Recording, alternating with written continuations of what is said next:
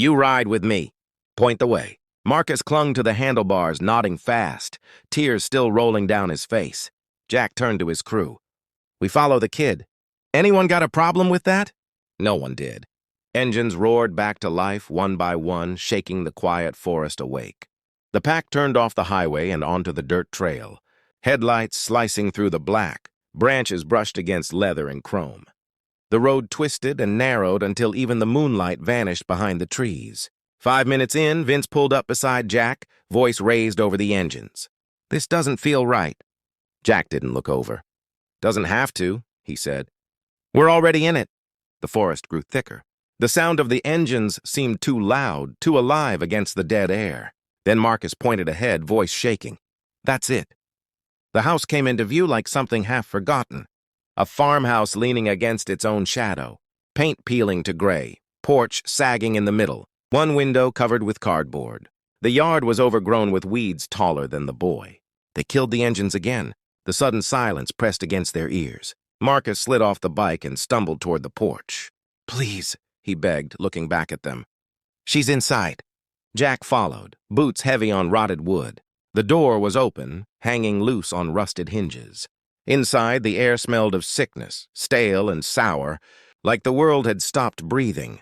The living room was chaos. Dishes piled high, clothes scattered, a broken lamp flickering weakly. And there she was. A woman lay slumped on a couch, head tilted against the armrest, her skin pale as ash. She was breathing, barely. Mom! Marcus dropped to his knees beside her, shaking her shoulder. Mom, wake up! I brought help. She didn't move. Vince was beside her in seconds, his old training taking over. Fingers at her neck, checking her pulse, eyes scanning her shallow breaths. She's alive, he said, voice low. But her pulse is weak. Real weak. Jack's throat tightened. Can you keep her stable? I'll try, Vince said, already looking around for water. Anything.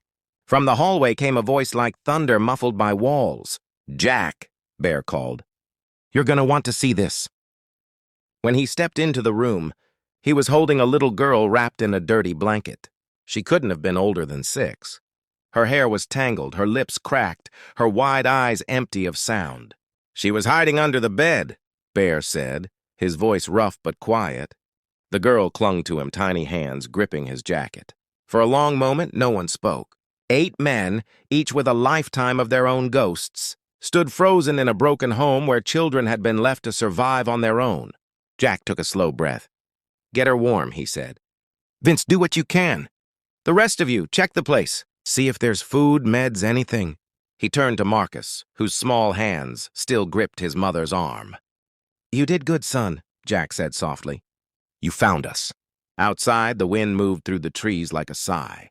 The forest closed around them again, but inside that ruined house, something had changed. The road had led them here for a reason, though none of them knew it yet. Before the night was over, every man in that room would be someone different than he'd been when the engines first stopped. The smell of the house clung to them. Damp air, rot, dust, and something faintly metallic, like rusted sorrow. The walls were stained with years of smoke, and the flickering light from the single lamp painted everything in weak gold. The air was too still, too quiet, the kind of silence that made even tough men shift uneasily. Vince moved quickly, tearing a strip from his shirt to wipe the woman's face. Her breathing was shallow, each rise of her chest barely noticeable. Marcus hovered close, his small hand gripping her wrist like he could hold her to life by will alone. What's wrong with her? Jack asked quietly. Dehydration, maybe low blood sugar, Vince murmured, pressing 2 fingers to her throat. Could be worse. She hasn't eaten in days. How can you tell? Look at her lips. Dry, cracked, skin's pale, pulse weak. She's been sick a while. Marcus sniffled, his voice thin. She ran out of medicine. Jack turned toward him. Medicine for what? I don't know. The boy rubbed his arm, his voice breaking. She always took these little white pills. Said they made her feel less tired. But then they were gone, and she said it was okay that she'd rest for a bit. Then she just didn't wake up. The room seemed to shrink around them. Vince met Jack's eyes, and the look was enough. He'd seen this before, too many times. Poverty, sickness. Mother who gave up food for her kids until her body finally stopped. "Where's your dad?" Jack asked, voice gentle but firm. Marcus hesitated. "He left." "How long ago?" "4 days. He said he was going to get money, but he didn't come back." Jack's jaw clenched. "You been here alone all this time?" Marcus nodded. "Me and Laya. I tried to take care of her, but there wasn't any food. I gave her the last can of soup yesterday." Bear shifted his weight, still holding the girl in his arms. "Kid's burning up," he said. "Fever's high." Jack looked around the wreck of the room, the broken furniture, the empty cupboards visible through the open kitchen door, the shadows that clung to every corner. His voice dropped low. "No one's been here for days. Place feels abandoned," Falcon muttered. "Like the world just forgot it." "Not anymore," Jack said. The others looked at him. Vince straightened, his old medic's instincts sharp as a blade.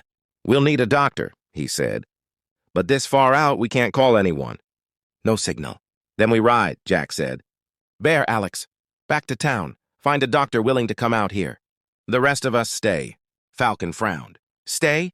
This isn't exactly the kind of place you want to camp." Jack glanced at Marcus, who was still kneeling by his mother, his tiny shoulders shaking. "We're not leaving them alone," he said quietly. No one argued.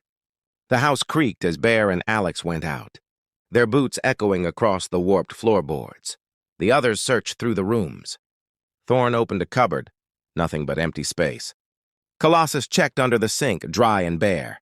Falcon lifted a few old pill bottles from the bathroom counter, their labels faded and the caps long gone. He handed them to Vince, who scanned them under the weak light. Antidepressants, pain meds, anti-anxiety pills, all empty. Some expired months ago. "Guess she couldn't afford refills," Thorne said. "Or food," Vince replied. "Look at the price stickers. $60 a bottle without insurance." The weight of that number hung in the room. Jack rubbed a hand over his beard. "So what we've got is a sick mother, 2 starving kids, and no one coming back." "Yeah," Vince said. "And she's got maybe an hour before she crashes completely." From the corner of the room came a small sound, a cough. Laya had opened her eyes, her face flushed red against Bear's jacket. The sound was wet and deep, like the air itself hurt. "She's got a fever and a chest infection," Vince said quickly. "Needs fluids, antibiotics, rest. If that doctor doesn't get here fast..." "She's not gonna make it," Jack finished. Vince nodded grimly. They moved like men with purpose now. Shadow went to the bikes to grab bottled water from their saddlebags. Falcon tore the cardboard off the window to let some air in. Thorne gathered what blankets he could find, shaking out dust and folding them into something soft enough for the girl to lie on. Marcus stayed where he was, refusing to leave his mother's side. Jack knelt beside him again. "You did the right thing, Marcus," he said quietly. "You found us." That took guts.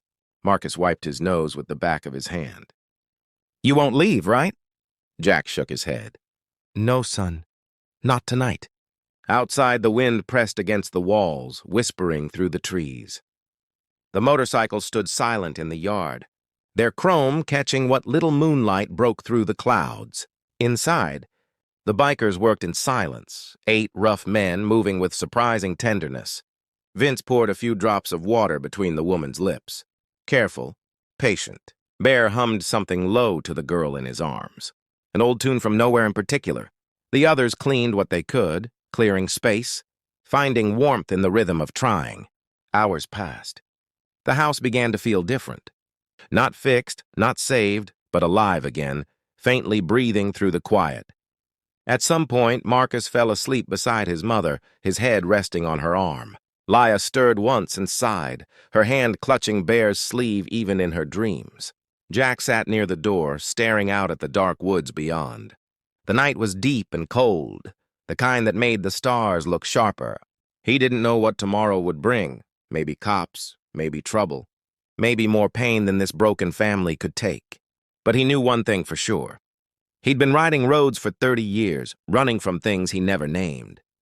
But tonight, for the first time in a long while, he wasn't running anymore. The night stretched long and silent, thick with the kind of stillness that only comes when the world outside has stopped caring. The iron wolves stayed awake in shifts, their bodies weary but their eyes sharp. A candle flickered weakly on the table, its light trembling across faces that looked carved from shadow. Outside, the wind brushed through the trees like a slow breath, and every creak of the old house sounded like a warning. Jack sat by the window, the glow of the candle outlining the scars along his hands. He had seen bad nights before, nights filled with blood, noise, and regret. But this was a different kind of pain. Quiet pain. The kind that settles in the walls and waits for someone to notice. Behind him, Vince checked on the woman again, his voice a low whisper. "She's hanging on, barely. How long till the others get back?" Jack asked. "Couple hours if the doc agrees to come." Vince wiped sweat from his forehead. "We're lucky if she makes it till dawn." The boy stirred in his sleep.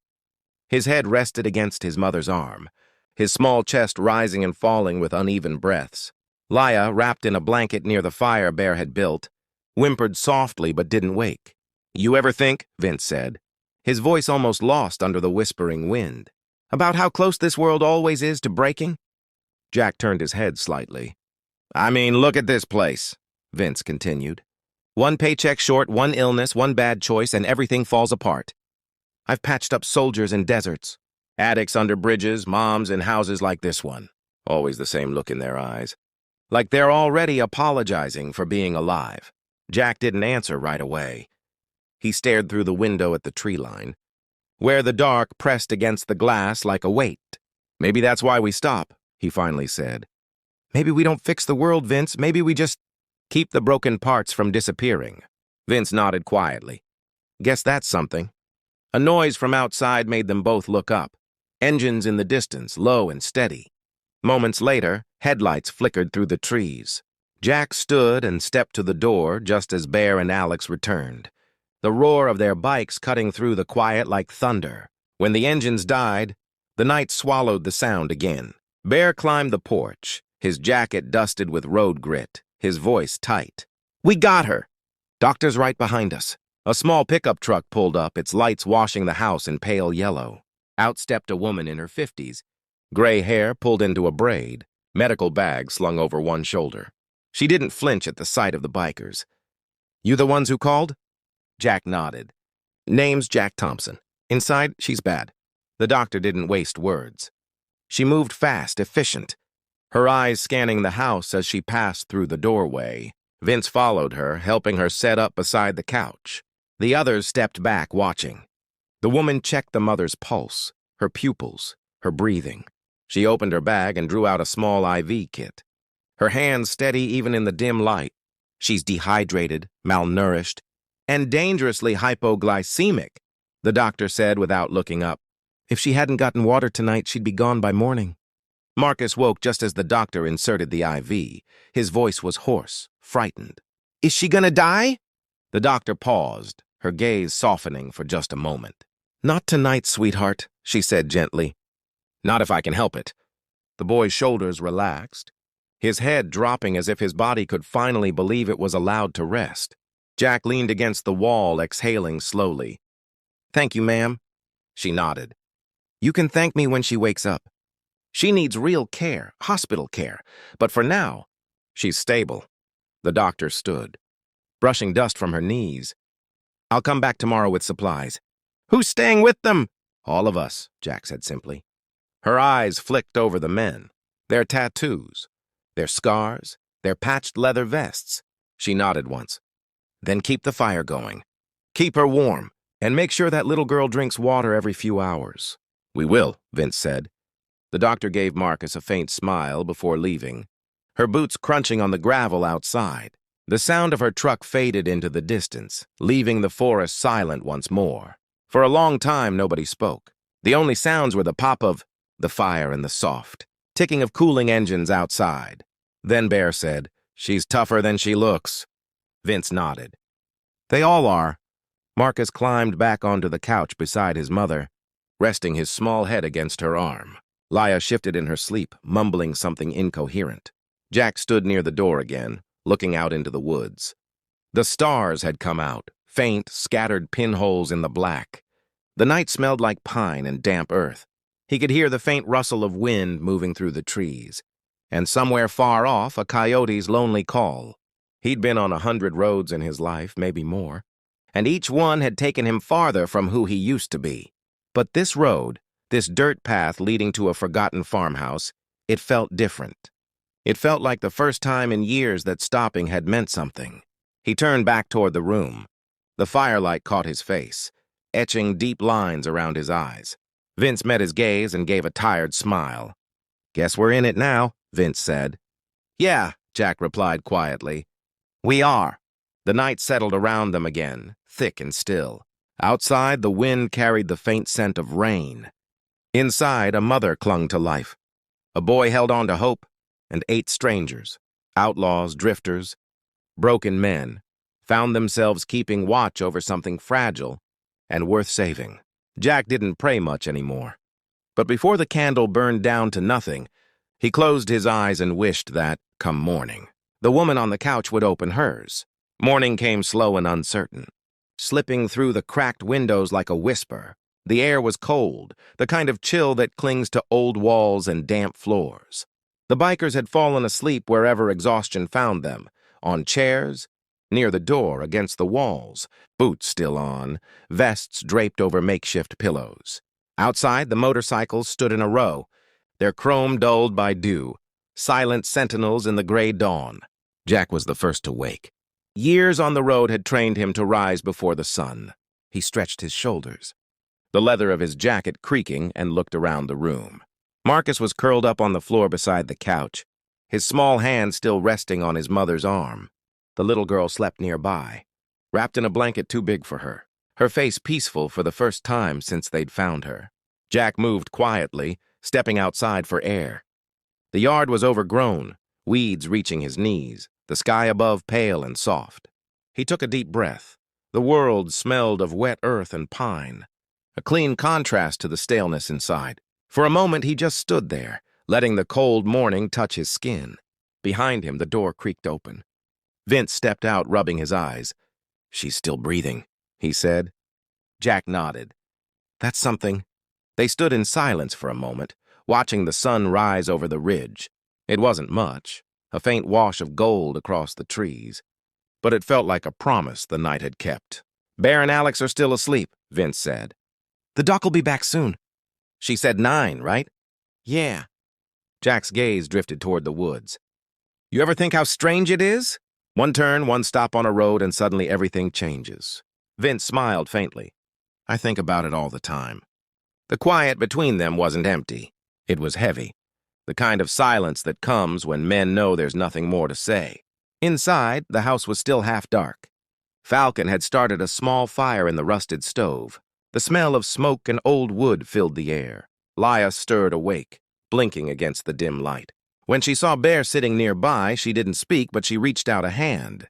The giant man smiled, his rough features softening. He passed her a cup of water, helping her sip carefully. "There you go, kid," he murmured. "Small sips." "That's it." She nodded weakly, eyes never leaving his face. Marcus woke next, rubbing his eyes. For a moment he looked lost, like he'd forgotten where he was. Then he saw his mother still breathing, her skin a shade less gray than before. "Mom," he whispered. "She's okay," Vince said gently. "Sleeping." "The doctor helped her." Marcus turned toward Jack, his voice small. "You stayed." Jack crouched beside him. "Told you we would." The boy swallowed hard, eyes filling. "Thank you." Jack put a hand on his shoulder, steady and warm. "You're a brave kid, Marcus. You did what grown men couldn't." The front door opened and the doctor walked in, her boots tapping lightly against the warped boards. She looked around the room, taking in the men, the children, the faint smell of smoke. "Morning," she said simply. "How's our patient?" "Still out," Vince said, standing. "But breathing steady." The doctor knelt beside the couch, checking the IV, feeling for pulse and temperature. "Better," she murmured. "Still weak, but better." She looked up. "You kept her warm." "That helped." Jack nodded. "What happens now?" "She needs real care," the doctor said, packing her kit. "Hospital treatment, proper medication, food. Without it, this'll happen again." "Can she travel?" The doctor hesitated. "Not yet. She's fragile. I'll get her glucose, vitamins, and antibiotics. That'll buy some time." Marcus looked up quickly. "She'll wake up?" The doctor gave him a small smile. Yes, sweetheart, she will. Maybe even today. The boy's face broke into a tearful grin. While the doctor worked, the others moved outside. The morning had turned bright, the kind of pale light that made even broken things look softer. Falcon stood near the bikes, staring at the road they'd come from. We can't just leave, he said. Wasn't planning to, Jack replied. Thorn kicked at a patch of grass. You realize what this means, right? We're tied to this now, this family. Jack's eyes didn't waver. Then we do what's right. Shadow leaned against the porch railing, arms crossed. Doing what's right's easy to say. But when the law shows up and asks why 8 bikers are squatting in a stranger's house with 2 kids and an unconscious woman, you think they're gonna believe we're the good guys? Jack looked back toward the house. Through the window, he could see Marcus kneeling by his mother again, the doctor checking her vitals, Laya sipping water beside Bear. They'll believe it when they see it, he said. Shadow shook his head, but he didn't argue further. By the time the doctor stepped back outside, the house was alive again, weak, fragile, but alive. She wiped her hands on a cloth and looked at the men gathered around her. She'll be okay, she said. She'll need monitoring, but she's past the worst of it. You can tell the boy when she wakes he saved her life. Jack exhaled slowly. We'll keep watch. The doctor gave a faint smile. I'll be back this evening. Try not to scare the neighbors if you have any. Falcon chuckled. Think we scared all of them off years ago? When the doctor's truck disappeared down the road, Jack turned to his crew. All right, he said quietly. We clean. We fix what we can. They've lived like this long enough. It wasn't a command, not really, but the others nodded. They didn't need orders. Falcon went to clear the dishes. Thorn started patching the broken window. Colossus dragged a chair out from the porch and began repairing its legs, with nails from his saddlebag. Vince and Bear carried the old rug outside to beat the dust from it. Alex gathered what food they had left, trail mix, protein bars, a few cans of beans, and began cooking. By noon, sunlight poured through the open door. The air felt different, cleaner, almost human again. Marcus peeked out from the doorway, watching them. He didn't speak, but his eyes said everything. For the first time in a long while, the boy didn't look afraid. Inside, the woman stirred. Her lips moved faintly, her eyes fluttering open against the light. Marcus gasped, dropping to her side. Mom! Her voice was hoarse, barely a whisper. Marcus! Jack turned from the porch, watching as the boy began to cry, the kind of tears that come from somewhere too deep to name. And in that moment, with the morning sun pouring into the broken farmhouse and the sound of a child's voice calling his mother back to the world, every man standing there knew something had changed. They hadn't just stopped for a boy on a road. They'd found something they didn't know they were still capable of. They'd found purpose. The woman's eyes opened fully, blinking against the light as she tried to sit up. Vince was by her side in a second, a hand on her shoulder. Easy, he said softly. Don't move too fast. You've been out a while. She turned her head, dazed and unfocused. Her voice was weak but careful, like she was relearning how to speak. Who are you? Jack stepped closer from where he'd been standing in the doorway. Name's Jack Thompson, he said. We found your boy out on the road last night. He brought us here, said you weren't waking up. Her gaze moved from one man to another, rough faces, tattoos, worn leather jackets. Her body tensed. You're bikers. Jack nodded once. That's right. But you're safe. We called a doctor. She came, got you stable. You passed out from dehydration. For a long moment, she said nothing. Then her eyes found Marcus, kneeling beside her with tears streaking his face. Baby, she whispered. You shouldn't have gone out there alone. He shook his head quickly, clutching her arm. I had to, Mom. I thought you were gone.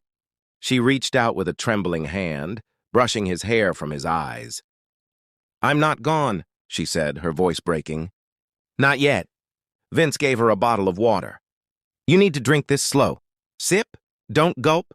She nodded and obeyed, her movements careful. The others lingered quietly near the door, not wanting to intrude on something too private to touch. The sunlight had warmed the room now, and the dust floating in the air looked almost golden. The woman leaned back on the couch, her breathing steadier. Her eyes were clearer, though the exhaustion beneath them told a story none of them needed to hear out loud. What's your name, ma'am? Jack asked finally. Anna, she said. Her voice was rough but steady. Anna Green. Jack nodded. You're lucky, Anna. That boy of yours, and he's got more courage than most men I've met. Her gaze softened. He always has. Too much, maybe. His daddy said he was born with his fists up. The mention of the father changed the air slightly. Jack exchanged a glance with Vince, but didn't push. You got family nearby? Anna's eyes dropped to the floor. No, it's just us. Jack waited, giving her space. She didn't say more. From outside came the faint clatter of tools. Bear and Colossus were repairing a loose section of the porch, their quiet voices mixing with the soft tapping of hammers. Falcon was in the yard collecting fallen branches for the fire. The world was rebuilding itself piece by piece, in the rhythm of men who didn't need to be told what mattered. Anna looked toward the sound and frowned faintly. You did all this? Jack nodded. Little cleanup. Didn't sit right, leaving things the way they were. You didn't have to. Jack's eyes met hers, calm and certain. Yeah, we did. Something in his tone silenced her. Gratitude flickered across her face, uncertain, cautious but real. Marcus climbed onto the couch beside her. Mom, he said quietly, can they stay? Anna's mouth curved into a small smile, faint and tired. I think they already have, sweetheart. Vince grinned from across the room. Smart kid. Jack took a step closer. We'll stick around a while. Just till you're strong enough to stand. You got food? Supplies? Some, she said. Not much. My husband... She stopped herself, her face closing off. He went to get work. He'll be back. Jack's gaze lingered on her for a beat too long, then he nodded. All right. Hours passed quietly after that. Anna drifted in and out of sleep, the color slowly returning to her face. The kids stayed close, like gravity held them there. The house, though still worn and broken, felt different, as if something small but vital had returned to it. Outside, Bear grilled what food they'd found in the packs. Beans, canned vegetables, some jerky. The smell drew the kids out, and soon they were sitting on the porch eating with shy smiles, while the men talked low and easy around them. For a few precious moments, it almost felt like a family gathering. When Anna finally stepped outside later that afternoon, wrapped in a blanket, the conversation died for a moment. She looked fragile against the sunlight, but she was standing. Marcus hurried to her side, beaming. Jack stood half smiling. Well, look at that. Told you we'd get you back on your feet. Anna gave a small laugh, the kind that sounded surprised to exist. You did more than that. Her eyes swept over them. You saved us. Jack shook his head. We just stopped at the right time. But she didn't agree. She knew what it meant for strangers, men like them, to stop, to care, to stay. No, she said softly. You did something most people don't anymore. Bear looked away, hiding a grin. Vince chuckled quietly. The others didn't speak, but something unspoken passed between them on a quiet understanding that what they'd found here wasn't just chance. As the sun dipped low behind the trees, painting the sky in gold and violet, the little farmhouse seemed to breathe again. The porch boards were fixed, the windows patched, and laughter, faint, uncertain laughter, drifted through the air. It had been a long time since the Iron Wolves had felt peace. That evening, they didn't talk about the road ahead or the past that followed them. They just sat there, watching the light fade, listening to the crickets, and letting the quiet remind them what it felt like to belong somewhere, even if just for a night. But under that peace, somewhere deep in the silence, a question lingered, a small, quiet unease that none of them could shake. The boy had said his father would return, and in the tone of his voice, Jack had heard something that didn't sound like hope. The next morning began with the sound of rain tapping softly against the windows. The air had turned colder overnight, and fog drifted low across the trees, curling around the porch posts and hiding the dirt road from view. Inside, the house was still, save for the crackle of a small fire and the gentle rhythm of quiet breathing. Anna was awake now, sitting up on the couch, her blanket pulled close. Her face still carried the pale traces of exhaustion, but her eyes were alert, alive in a way they hadn't been the night before. Jack poured her a mug of weak coffee, the kind that tasted half like smoke and half like mercy, and handed it to her. Not much, he said, but it's hot. She smiled faintly, taking it in both hands. That's already more than we've had in weeks. Vince sat nearby, rolling a small metal cup between his fingers. You'll need something better than this soon, he said, nodding toward her thin frame. Once you're strong enough, we'll get you real food. Anna sipped the coffee slowly, her eyes moving between the men, their leather vests, their worn hands, the tiredness that clung to them like old smoke. You're all so strange, she said after a moment.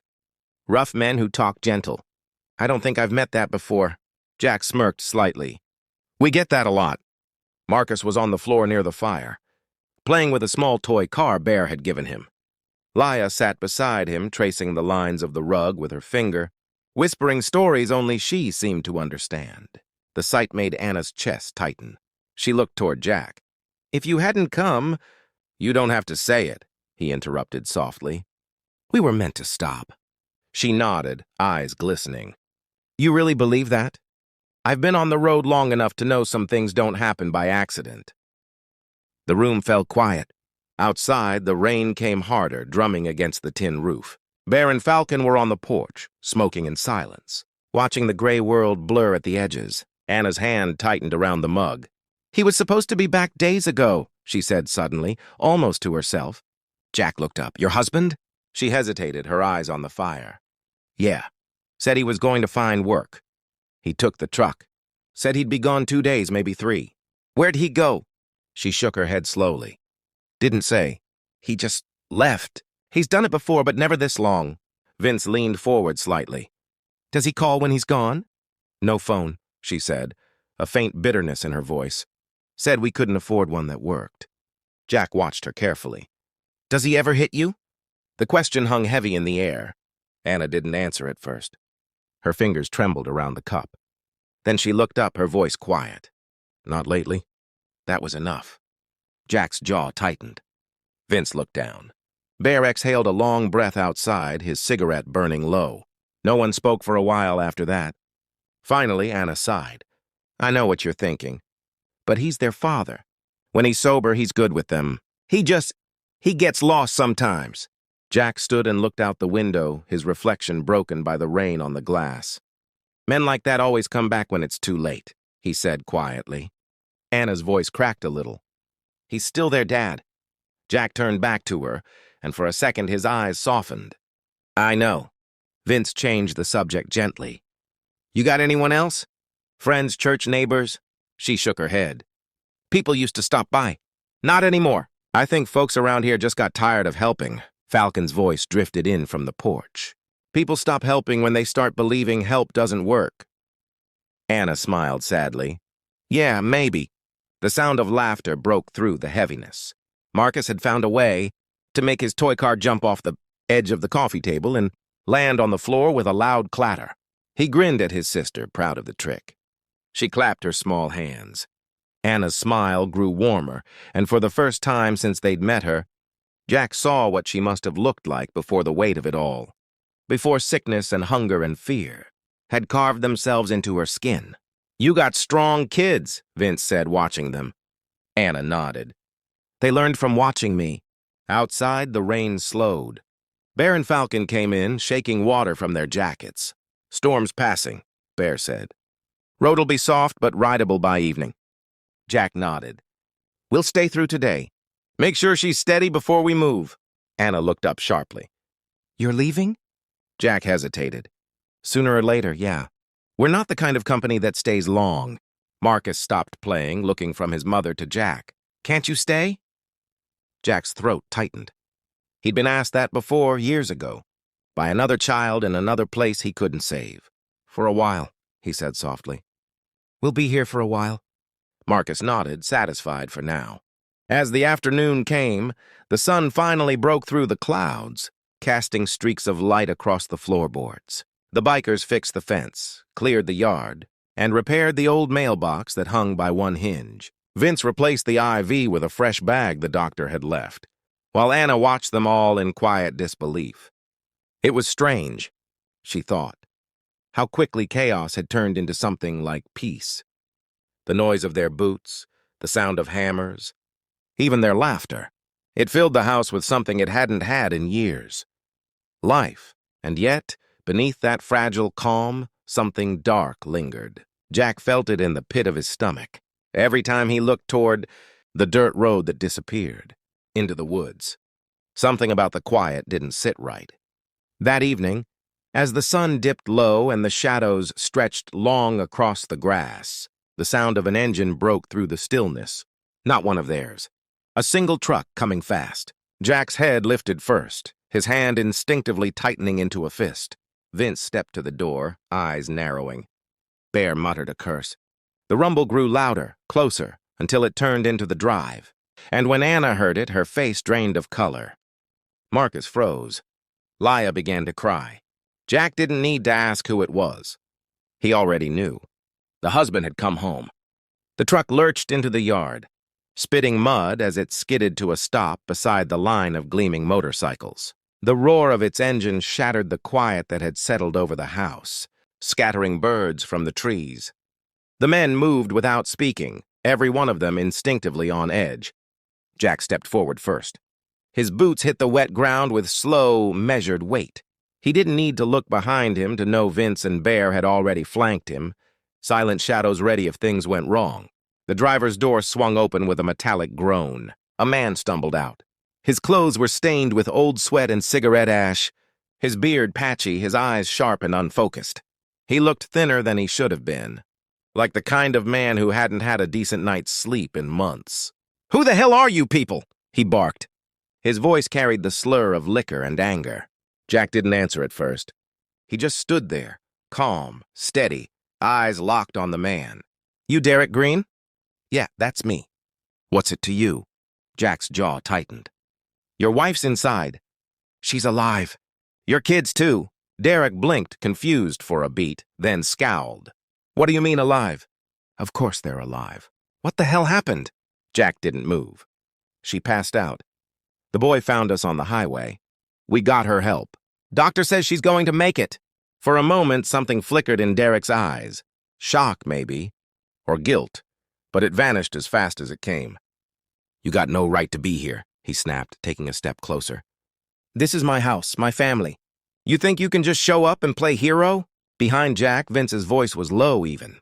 "We didn't show up for you, man." "We showed up for them." Derek's gaze shifted to Vince, then to Bear, who stood unmoving with his arms crossed like a wall of flesh and leather. "What is this, huh?" Derek spat. "Some charity case for bikers? You think I can't take care of my own damn family?" Jack's eyes flicked to the truck. A six-pack sat on the passenger seat, one bottle already half empty. "Doesn't look like you were taking care of much of anything." Derek's face flushed red. "You don't talk to me like that in my own yard." "Then act like it's your yard," Jack said evenly.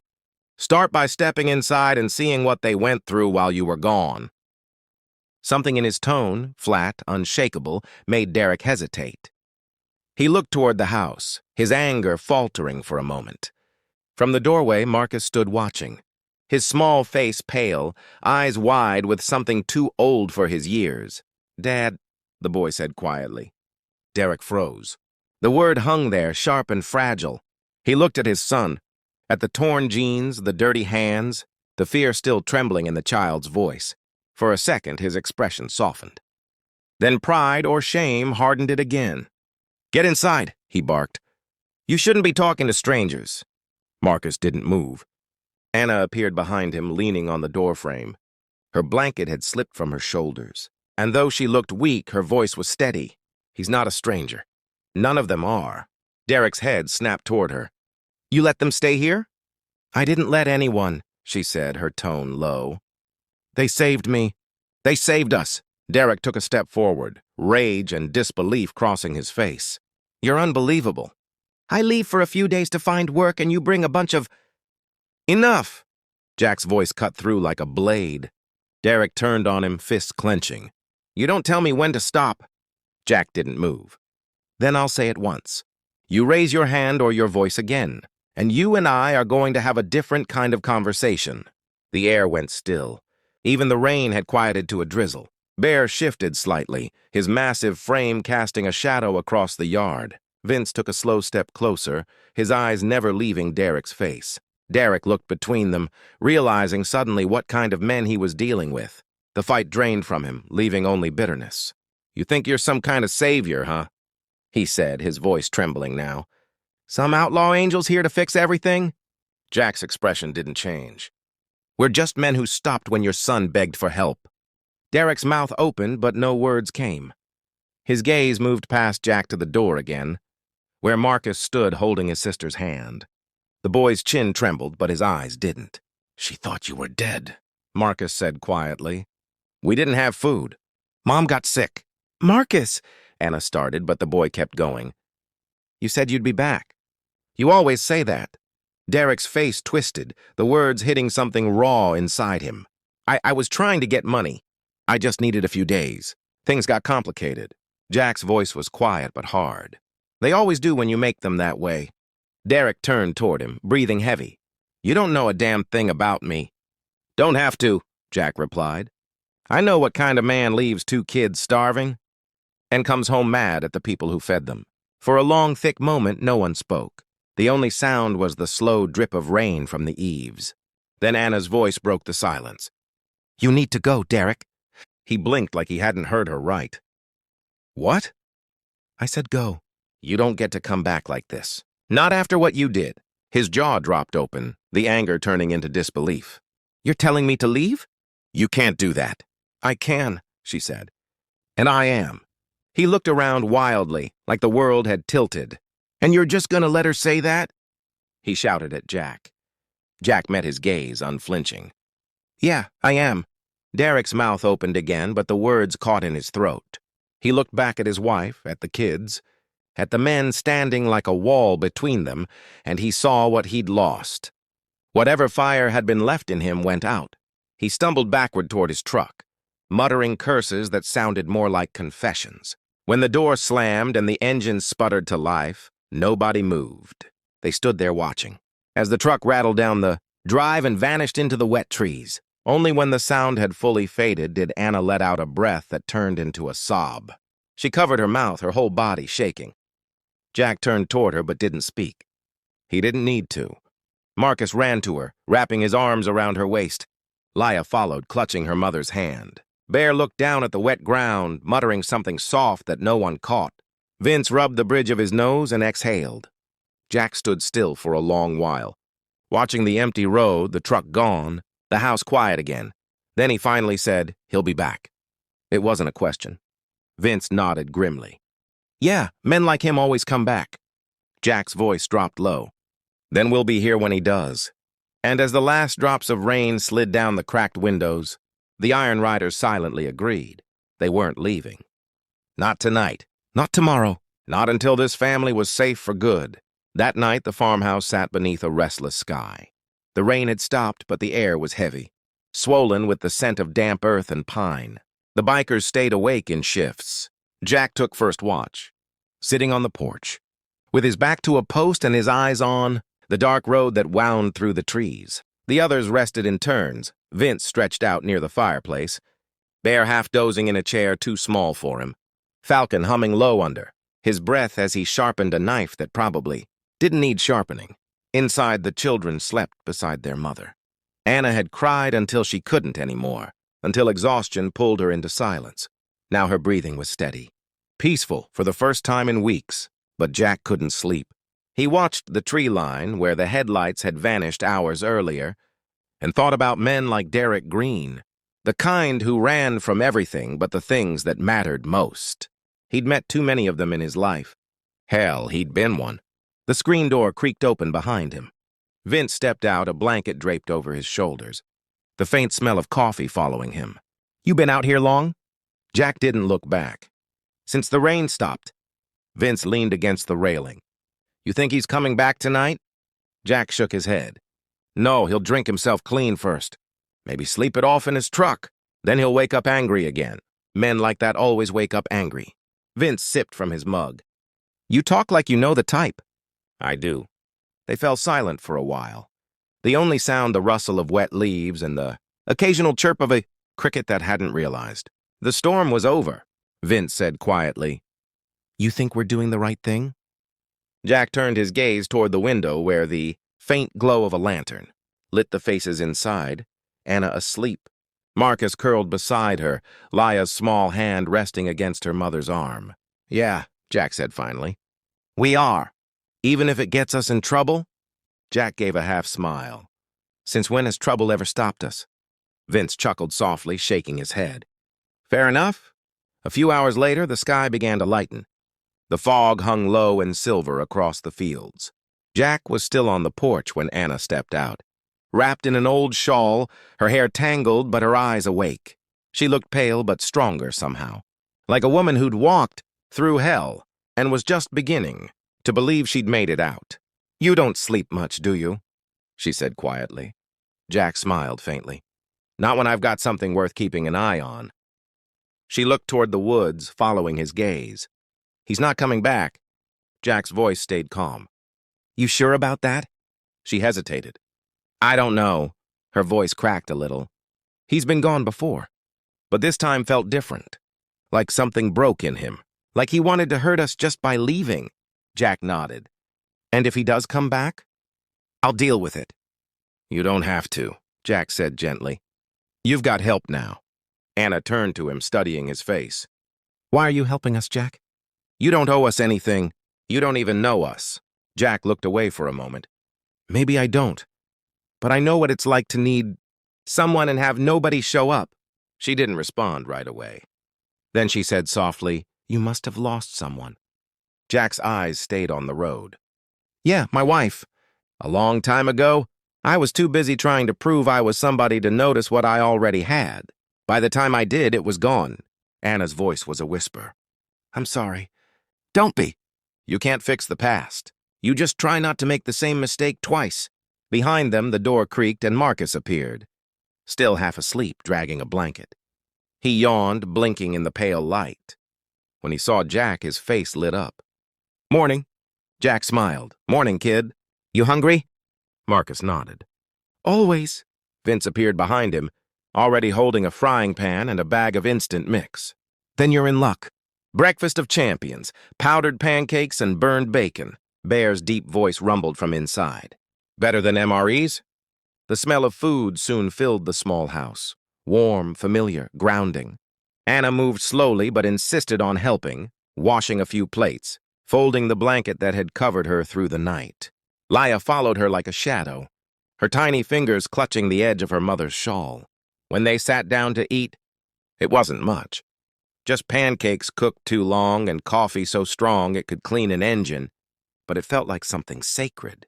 A family gathering stitched together out of strangers and circumstance. After breakfast, Falcon rode into town, with Alex to pick up supplies, and check for a signal to call the doctor. The others stayed behind, repairing a loose shutter, fixing a broken step, and clearing brush from around the porch. It was quiet, almost peaceful again, until the faint crunch of tires rolled over gravel. Jack looked up.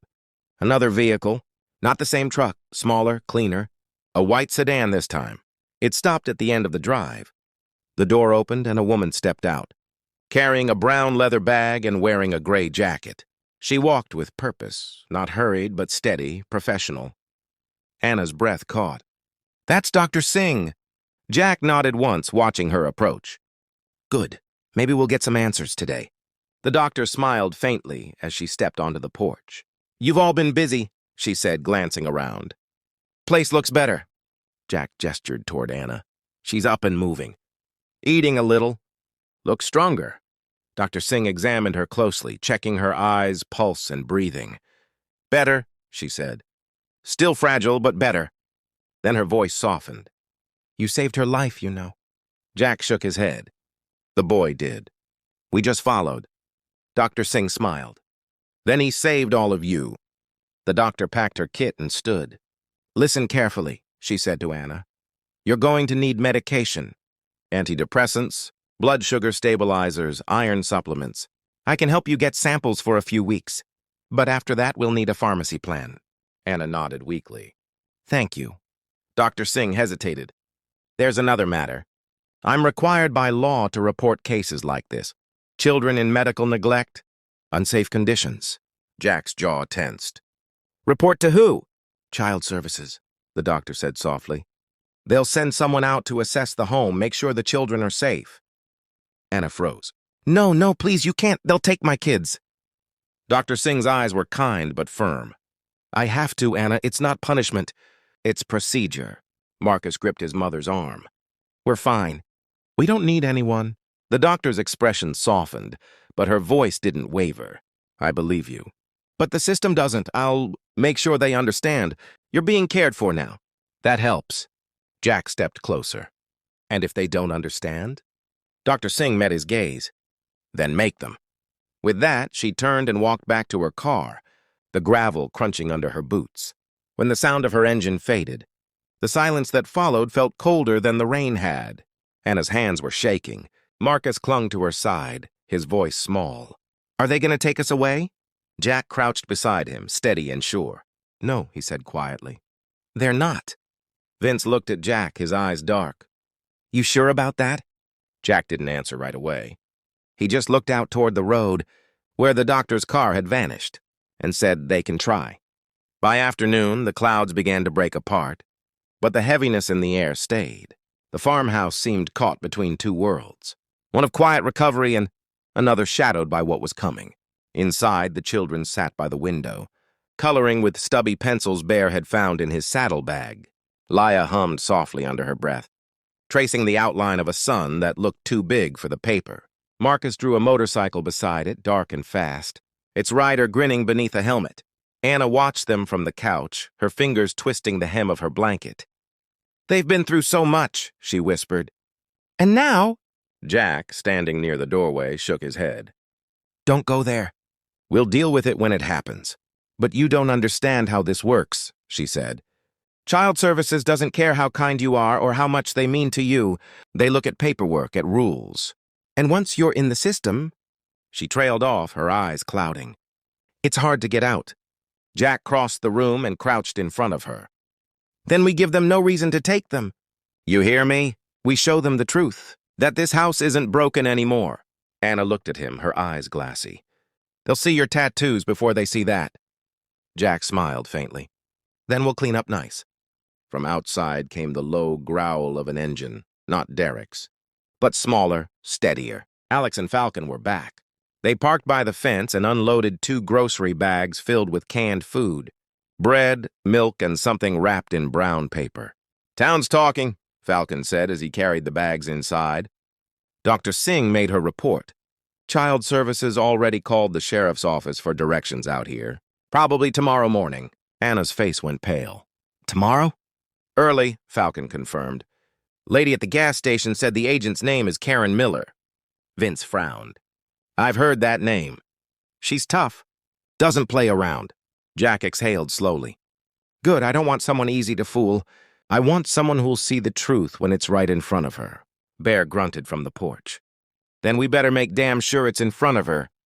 That night, no one slept much. The house was alive with quiet motion. Repairs, cleaning, small tasks that somehow felt enormous. Thorn patched the sagging section of the kitchen wall. Colossus swept out the hall until the old wood shone again. Falcon found an oil lantern and cleaned the soot-stained glass. Vince checked Anna's vitals one last time before turning to help organize the medicine the doctor had left behind. Even the kids joined in. Marcus carried empty cans outside. Laya wiped the table with a damp cloth, humming softly the whole time. It was close to midnight when they stopped. The farmhouse, once dim and hollow, now glowed faintly from every window. The air smelled of soap, coffee, and rain-soaked pine. Anna stood in the center of the room, staring around her like she didn't recognize her own home. It looks alive, she said softly. Jack smiled. That's because it is. She looked up at him. Why are you doing this, really? He thought for a moment before answering.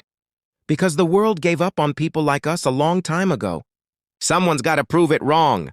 When dawn came, the bikers were already awake. The sky was pale blue, streaked with thin clouds. The road beyond the trees was quiet, but everyone knew what was coming. Anna dressed neatly in an old floral blouse. Marcus combed his hair 3 times, nervous energy in every movement. Laya wore a clean yellow dress Falcon had bought her in town. She twirled in it, giggling until Bear told her gently to sit still. Jack and the men stood outside. the morning light glinting off their freshly washed bikes. For once, their leather vests looked almost formal, patches neat, boots clean, eyes alert. When the white sedan appeared at the curve of the dirt road, nobody spoke. It pulled up slowly, careful of the mud. The engine cut off.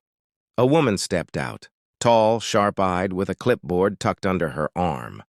Her expression was neutral, but her movements were precise, efficient. She closed the door, took one look at the motorcycles lined up like sentries, and frowned slightly. Jack met her halfway down the path, hand extended. "Miss Miller?" "Karen Miller," she confirmed. "Child Protective Services."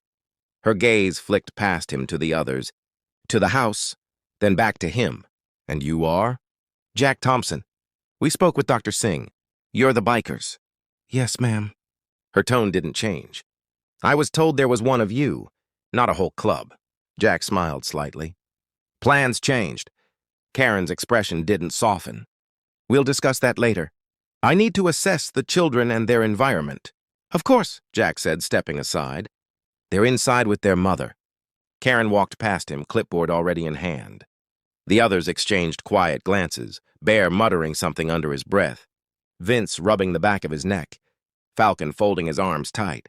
Inside, the house was warm, clean, and calm. Anna stood to greet the woman, her hands clasped to keep them from shaking. "Good morning," she said softly. Karen nodded, her eyes moving across the room with practiced precision. "Mrs. Green, I'm here to discuss your situation. I'll need to ask you a few questions about your health, your home, and your support system." Anna nodded. "Of course."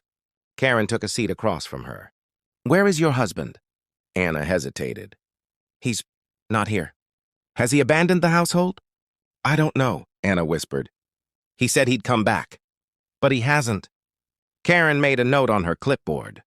"And these men, they're not related to you?" "No," Anna said. "But they've been helping. They saved my life." Karen's eyes moved toward the kitchen, where the smell of coffee lingered and the faint sound of Laya humming drifted from the hall. "And where are the children now?" Marcus stepped forward, his voice small but steady. "Here, ma'am." Karen smiled faintly, the first softening of her face all morning. "Good morning, Marcus. You're quite brave, from what I've heard." Marcus glanced at Jack, who nodded once. "I just wanted to help my mom," the boy said. Karen scribbled another note. "And you did." For the next hour, Karen walked through every room, inspecting, noting, asking. She opened cupboards, found food. Checked windows and found them fixed. Looked for signs of neglect, found none. When she finally returned to the living room, she looked at Anna for a long time before speaking. "This situation is unusual," she said slowly. "Typically, I would remove the children until the home was deemed safe." Anna's breath hitched. "Please!" Karen raised a hand. "But," she continued, "in the past 48 hours, this house has changed dramatically. You've received medical attention, food, repairs, and community support. The children appear healthy and emotionally stable. That's rare, very rare." Jack stayed silent, his jaw set, his eyes steady. Karen glanced at him, then back at Anna. "I'm not removing the children today," she said finally. Anna gasped softly, tears welling instantly. Karen continued, her voice professional but not unkind. "However, this arrangement will be temporary. I'll be conducting regular visits to ensure continued stability. If the situation declines, the state will intervene." "That won't happen," Jack said. Karen looked at him, her eyes measuring. "We'll see. For now, keep doing whatever it is you've been doing." She closed her clipboard, stood, and extended her hand to Anna. "You've been given a second chance. Don't waste it." Anna shook her hand with trembling fingers. "I won't." Karen turned to Jack at the door. "You said you're not family. So what are you?" Jack thought for a moment before answering. "People who showed up." Karen studied him for a heartbeat longer, then nodded once. "Keep showing up." When her car disappeared down the road, Anna turned toward Jack, tears spilling freely. "She didn't take them," she whispered. Jack smiled faintly. "No, ma'am, she didn't." Marcus ran to him, wrapping his arms around Jack's waist. "We did it," he said, voice muffled against the leather vest. Jack rested a hand on his head. "No, kid," he said softly. "You did." Outside, the wind moved gently through the trees. For the first time in a long while, the air didn't feel heavy. It felt like hope. But deep down, Jack knew this was only the beginning. The next morning, the sun rose over the hills like a promise. Soft, gold uncertain. Dew clung to the grass, and the world outside the farmhouse shimmered faintly in the early light. For the first time in weeks, Anna woke without the weight of fear pressing against her chest. The children were still asleep beside her, breathing slow and even, their small faces peaceful. She sat up quietly, listening. The house was alive. In that strange way it had become since the bikers arrived. Boots moving across the porch, the smell of coffee drifting in from the kitchen, muted laughter somewhere outside. It wasn't the kind of noise that unsettled her anymore. It felt safe. She stood and looked through the thin curtain at the yard.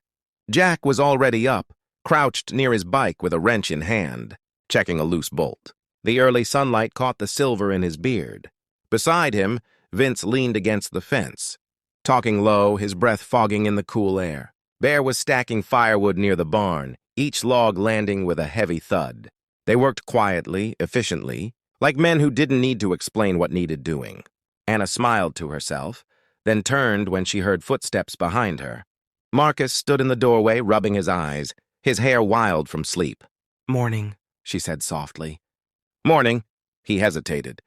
"Is the lady coming back today?" Anna shook her head. "Not today, sweetheart." Marcus nodded but didn't look relieved. He walked to the window, peering out. "They're still here." "Yes," Anna said. "They're still here." He smiled then, a small, hopeful smile that seemed to chase the last of the shadows from his face. "Good." Breakfast was simple, oatmeal and apples from Falcon's last trip into town, with a bit of honey Vince found in a cupboard. The table was crowded and loud in the best kind of way. Bear teased Alex about burning the oats. Falcon told a story about his first road trip that made the kids laugh until they nearly spilled their bowls, and even Thorne, who rarely smiled, grinned when Laya announced solemnly that Bear snored like a broken truck. Anna watched it all, her heart full and strange. This was what normal should have felt like. Not perfect, not easy, but alive. When everyone had eaten, Jack stood, setting his mug down.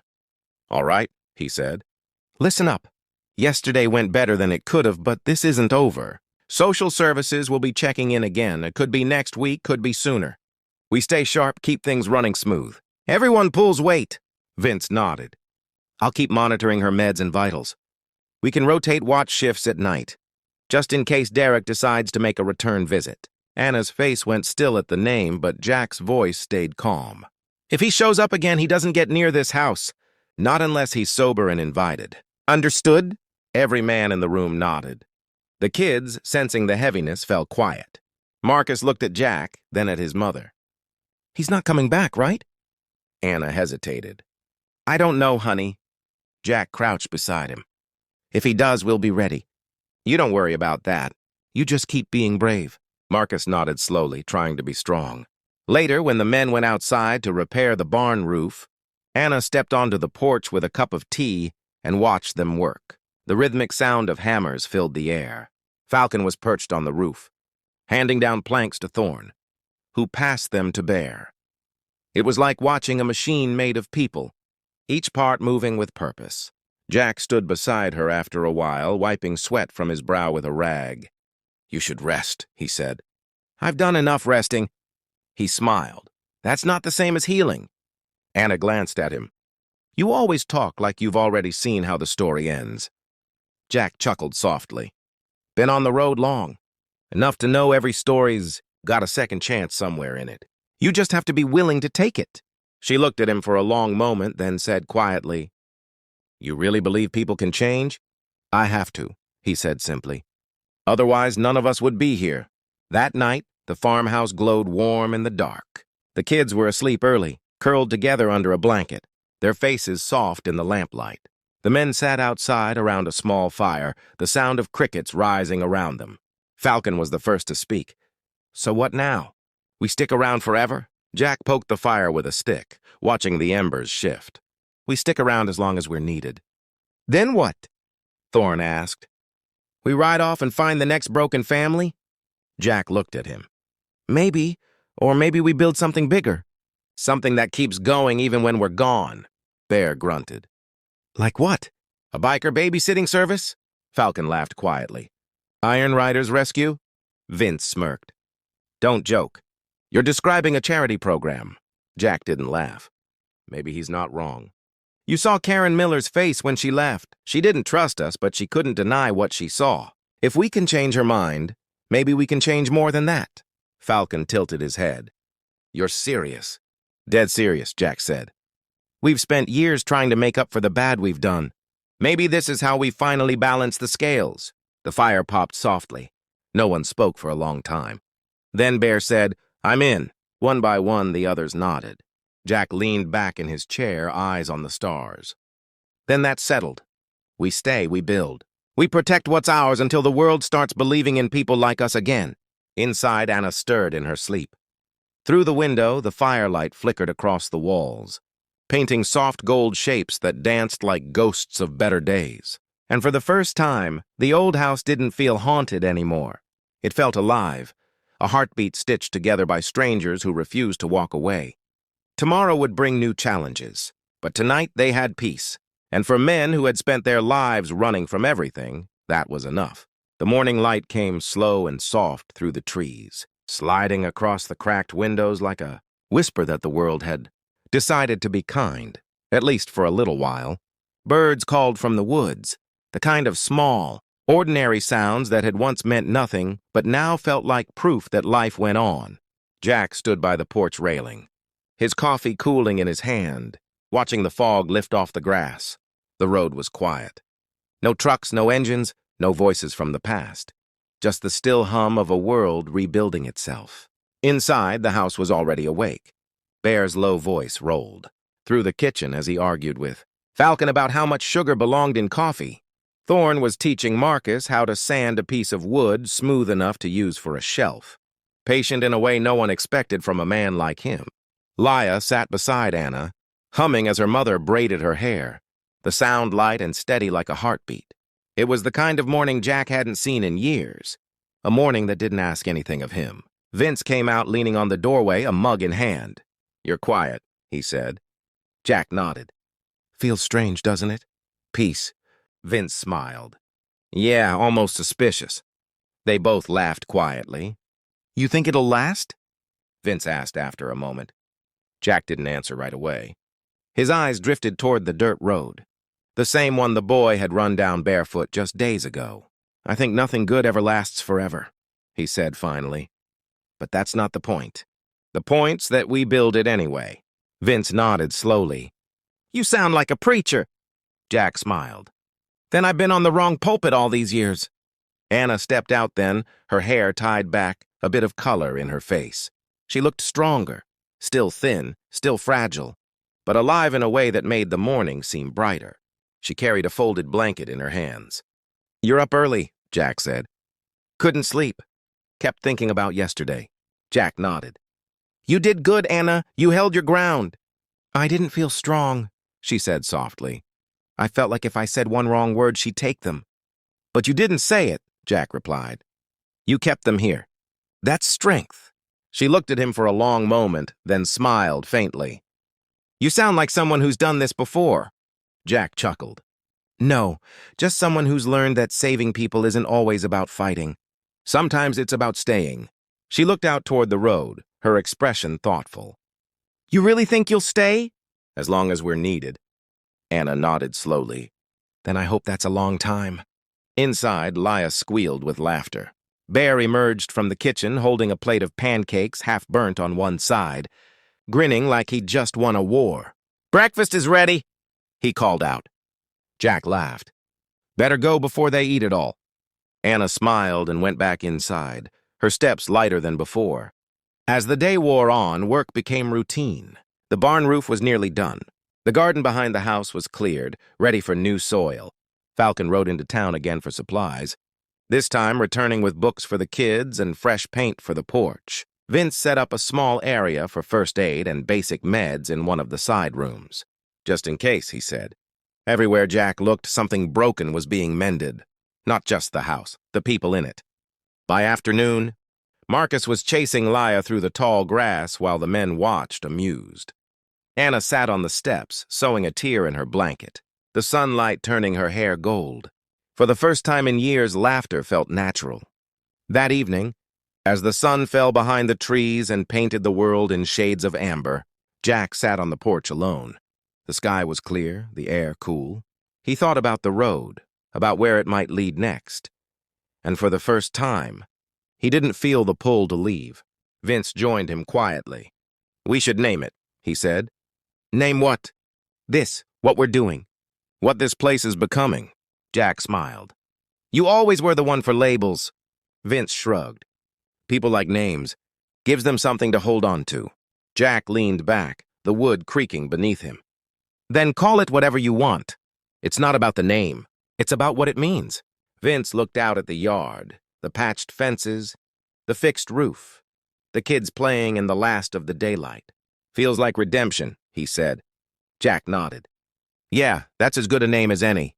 They sat there in silence, the sun slipping away. Fireflies began to blink across the field, small lights moving through the dusk like memories that refused to die.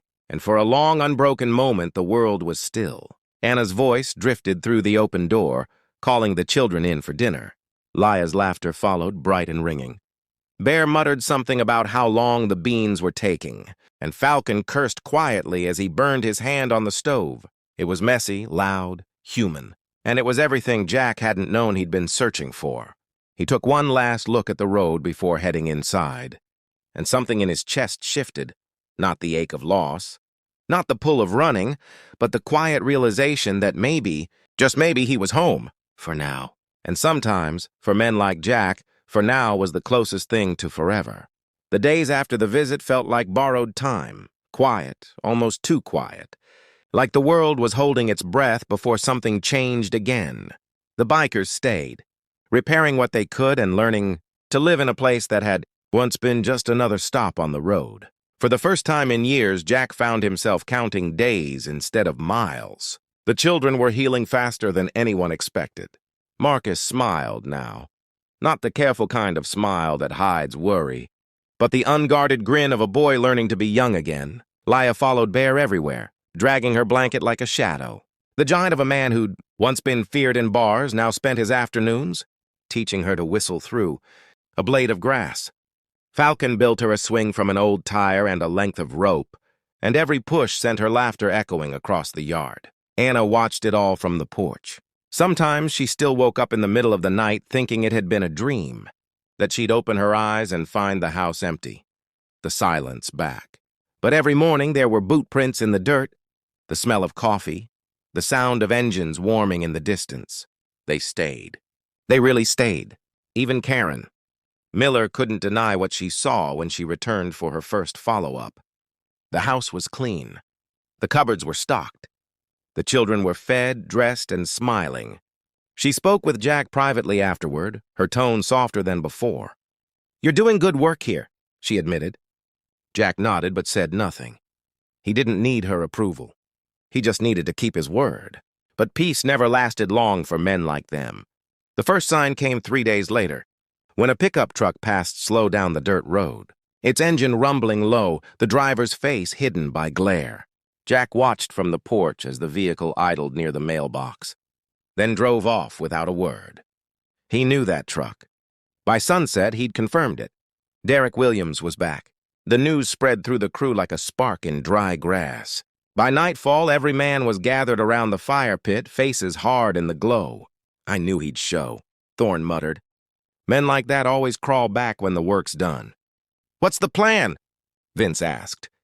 Jack's jaw flexed. "We talk first. That's all. He's still their father." Falcon shook his head. He gave that up the second he walked away. "Maybe," Jack said quietly. "But we don't solve this with fists. Not anymore." The next night, they found Derek at O'Donnell's bar, half drunk, half angry, trying to charm a waitress who wasn't interested. When Jack and Vince walked in, conversation stopped. Everyone in that small town knew who they were by now. Derek turned, confusion flickering into fear, then pride. "What the hell do you want?" Jack sat beside him. "You've got a family out there wondering what comes next." "My family's my business," Derek slurred. Was, Vince said sharply. They survived without you. Something in Derek's face hardened. You think you can take my place? Jack's voice stayed calm. Nobody's trying to take anything. But you need to know something. You're not going back there. Not like this. And who's going to stop me? You? Derek sneered. You're just some old biker with a savior complex. Jack leaned forward, his eyes cold and steady. No, I'm the man your son ran to when you left him bleeding in the dark. For a long moment, Derek said nothing. Then his hand twitched toward his coat pocket. Vince caught it first, grabbing his wrist and slamming it on the counter. A small knife clattered out. The bartender froze. Don't, Vince said quietly. Just don't. Derek's breath came fast and shallow. His eyes darted between them, then toward the door where a figure had appeared. Sheriff Cole, calm and deliberate, one hand resting on his belt. Evening, gentlemen, he said. Mind telling me what this is about? Jack didn't move. Family business, Sheriff, but I think it's about to become legal business. Cole sighed, stepping closer. I heard you're back in town. Derek, got reports from Child Services and Dr. Singh. You abandoned 2 minors. I can arrest you tonight, or you can make this easy. Sign over custody, take a treatment program, and stay away until the court says otherwise. Derek's eyes darted wildly. You can't do that. I already did, Cole said, pulling a folded paper from his pocket. Restraining order signed by the county judge this morning. Jack slid the document across the counter. You had your chance, Derek. Don't make us take it further. For a moment, the only sound was the hum of the ceiling fan. Then Derek exhaled sharply, grabbed the pen, and scrawled his name with shaking hands. When it was done, Jack stood. You walk away now. You don't look back, and you sure as hell don't go near that house again. Derek didn't argue. He just left, his boots heavy against the floor. The bar was silent as he disappeared into the dark. Sheriff Cole gave Jack a look. You boys did the right thing. Now make sure that house stays right. They did. Over the next weeks, the farmhouse became something almost unrecognizable. The porch gleamed with fresh paint. The roof no longer leaked when it rained. The kitchen smelled of bread and soap instead of dust and rot. The children grew stronger. Shauna. She'd asked them to start calling her that now. Found work at the local library. It wasn't much, but it was hers. She smiled more. Laughed sometimes. The shadows around her eyes faded. The bikers rotated shifts at the house. 2 stayed each night. Vince managed her medication schedule. Thorne kept the generator working. Falcon taught Marcus to fix a chain on his bike. Shadow checked the locks twice before sleeping, always muttering about safety. Karen came back after a month. She found Shauna in the garden, planting tomatoes with Laya and Bear. You've built something? Good here, she said. Shauna looked up. We're trying. No, Karen said softly. You're succeeding. Inside, she met Jack again. The children are thriving, so is she. I think I owe you an apology. Jack smiled faintly. No need. You were doing your job. You could have walked away, Karen said. Most people would have. Maybe that's the point, Jack replied. We're not most people. By the 2nd month, something extraordinary happened. The story spread. First through the town, then the county, then the state. Local papers wrote about the biker angels who saved a broken family. Donations started coming in. People offered work, supplies, tools, even food. The Iron Riders, once known for their rough edges and criminal records, became symbols of second chances. But Jack didn't care about headlines. He cared about mornings like this. Sunlight on the grass. Kids laughing, the rumble of bikes waiting out front. The sound didn't mean escape anymore. It meant belonging. One afternoon, Marcus came running out of the barn, waving a paper in his hand. Mom, Mr. Jack, look! He handed it to her, a school report card. Mostly A's, a few B's. Anna hugged him tight, tears spilling over. Jack smiled quietly, pride swelling in his chest. Guess we'll need to start calling you Professor soon, he said. Marcus laughed. Only if you teach me to ride for real. Jack grinned. Deal. By summer, the Iron Riders had turned their mission into something bigger. They filed papers for a nonprofit, Iron Riders. Foundation, Riding for Forgotten Families. They began organizing charity rides, raising funds for struggling parents, veterans, and abandoned children. What started with one frightened boy on a highway became a movement. Months passed. The social worker's visits became less frequent, then stopped altogether. Shauna's family was officially declared stable. The restraining order remained, but Derek never returned. Some said he left the state. No one cared to find out. The night the case closed, the riders gathered at the farmhouse. The kitchen table, once covered in empty plates and past-due bills, now held food, candles, laughter. Shauna stood and raised her glass. "To family," she said softly. Bear lifted his cup. "To second chances." Falcon smirked. "To staying out of trouble." Shadow chuckled. "That'll be a first."